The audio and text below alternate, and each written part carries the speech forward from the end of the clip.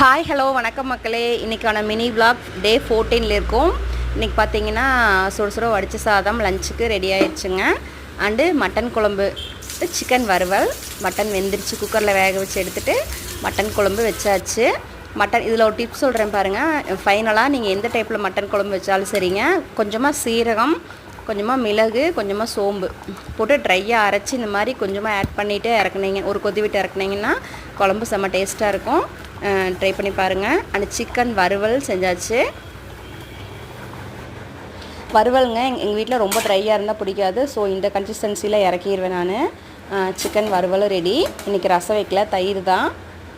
அண்டுங்க cream இல்லாமல் whisk இல்லாமல் ஈஸியான மெத்தடில் இந்த மாதிரி பிஸ்கெட்டை வச்சு ஐஸ்கிரீம் செய்யலான்னு சொல்லிட்டு ஒரு வீடியோ பார்த்துட்டு நானும் பாப்பாவும் ட்ரை பண்ணிகிட்ருக்கோம். அதுக்கான ப்ராசஸ் போயிட்டுருக்கு. எப்படி வருதுன்னு சொல்லிட்டு அடுத்த ஷார்ட்ஸில் காட்டுறேன். தேங்க்யூ.